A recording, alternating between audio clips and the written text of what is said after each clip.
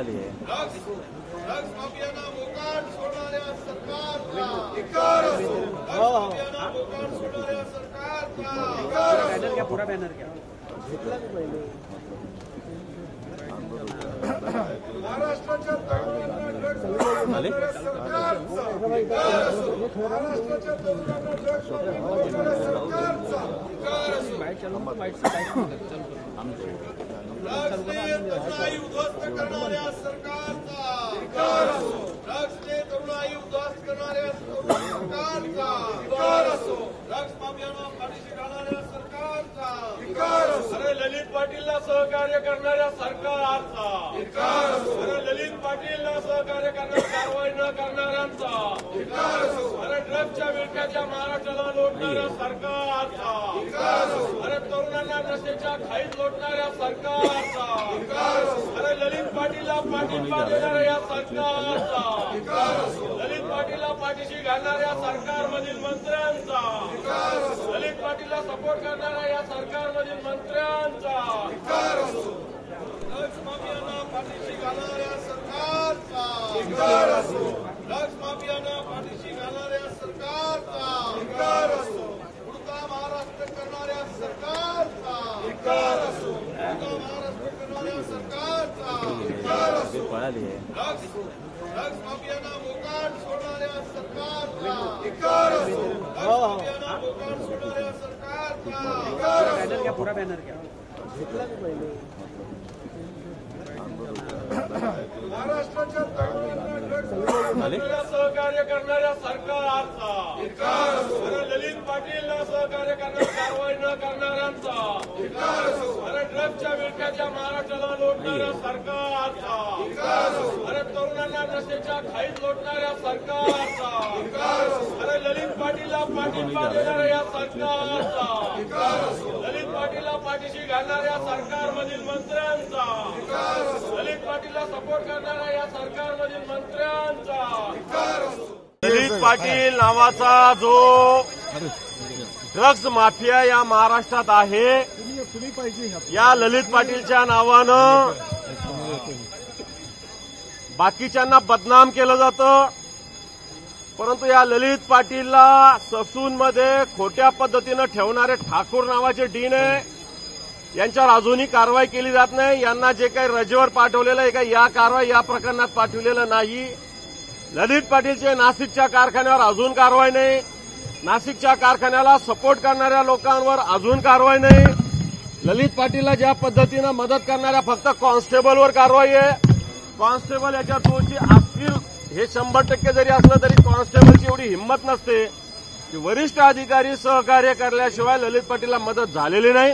आणि म्हणून ह्या ललित पाटीलचं जे ड्रग्ज रॅकेट आहे, नुसतं ललित पाटील नव्हे, नाशिक नव्हे, संभाजीनगरला येऊन अहमदाबादच्या पोलिसांनी कारवाई केली, खोपोलीला येऊन नवी मुंबईच्या पोलिसांनी कारवाई केली. याचाच अर्थ ड्रग्जचे कारखाने उघड उघड चालू आहे. जर आपण मुंबईसारख्या शहरात, नागपूरसारख्या, पुण्यासारख्या शहरात बघितले तर चौकामध्ये ड्रग्ज आणि नशेबाज तरुण दिसतात. याला कारण हे सरकार आहे.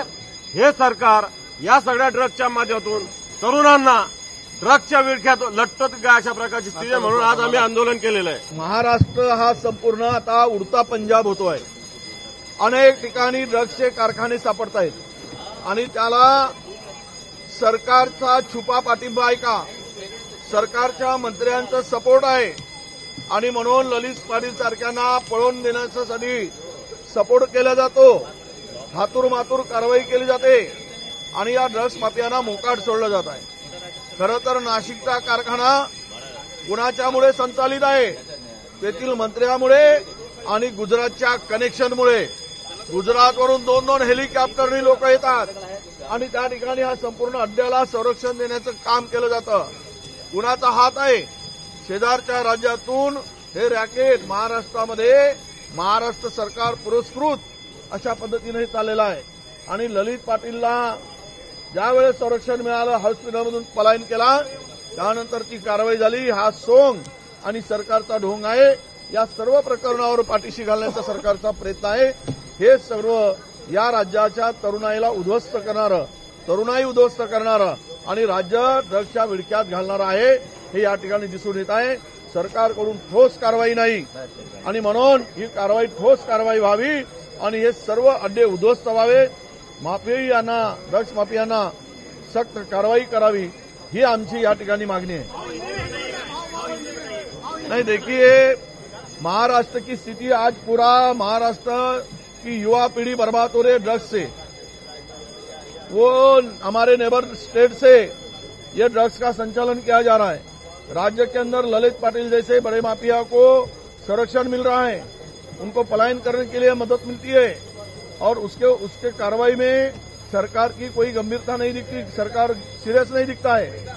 और ये सब जो ड्रग्स का अड्डा महाराष्ट्र बन चुका है, ये सरकार पुरस्कृत है। इनमें पूरे के पूरे मंत्री, बहुत सारे मंत्री इसमें शामिल है, उनके नाम सामने आ रहे हैं।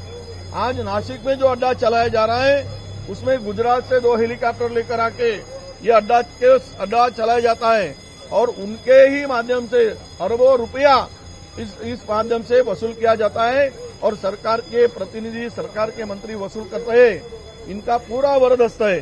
तो ये सब भांडाफोड़ करने के लिए हमने बहुत कोशिश की और ये सरकार को उनको संरक्षण ही देना है, कार्रवाई करनी नहीं है। जब तक कार्रवाई नहीं होती है, हमारी मांग जारी रहेगी। शुक्रवारच्या दिवशी आमदार नितीश राणे यांनी एक आरोप केला, शिवसेनेचे नाशिकचे जे प्रमुख आहे बळगुजर, हे सलीम कुत्ता नावाच्या गँगस्टर ज्या बॉम्बस्फोटचा आरोपी आहे, त्याच्यासोबत डान्स करताना त्यांनी एक व्हिडिओ रील तुम्हाला फोटो दाखवले। पण मला जे माहिती आहे, जी मी माहिती घेतली त्यात सलीम कुत्ता हा बॉम्बस्फोटाचा आरोपी 98 साली त्याला हॉस्पिटलमध्ये त्याचा मर्डर झाला। मर्डर करणारे रोहित वर्मा, मर्डर करणारे रोहित वर्मा आणि बाळू ढाकरे म्हणून आणि संतोष शेट्टी जे छोटा राजांचे हस्तक आहेत, त्यांनी त्याला मारलेला आहे। आता नवीन सलीम कुत्ता कोणता आणला ते मला माहित नाही। एक या मारल्यानंतर सलीम कुत्ता और कुर्ला त्याची 3 बायका आहे, त्या तिन्ही बायकाने कोर्टात सांगितलं की आता आमचा नवरा मारला, जे गव्हर्नमेंटने आमची प्रॉपर्टी सीज केली ते रिलीज करा। तर टाळा कोर्टने त्याची प्रॉपर्टी पण रिलीज केलेली आहे। आता हे सलीम कुत्ता नवीन कोणता आणला हे मला माहित नाही। माझा रिक्वेस्ट आहे गृहमंत्र्यांना, याबद्दल त्यांना पूर्ण माहिती आहे, त्या सदनमध्ये त्यांनी निवेदन केलं पाहिजे।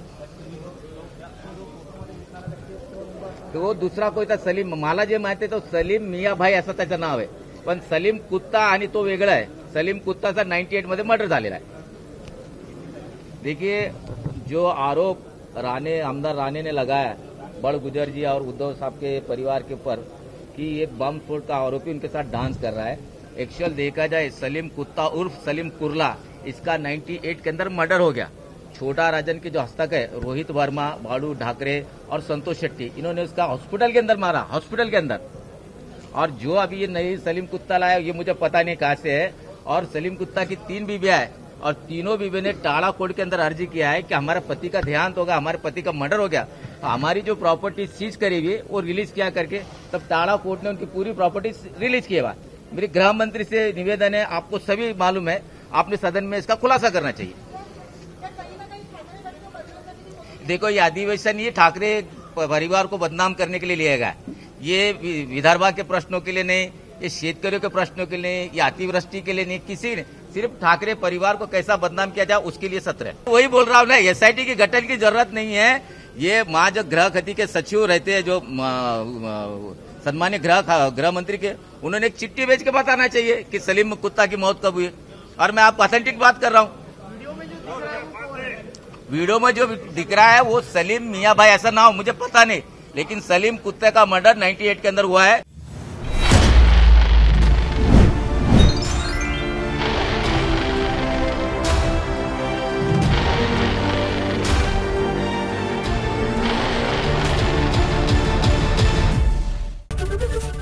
एबीपी माझा, उघडा डोळे बघा नीट।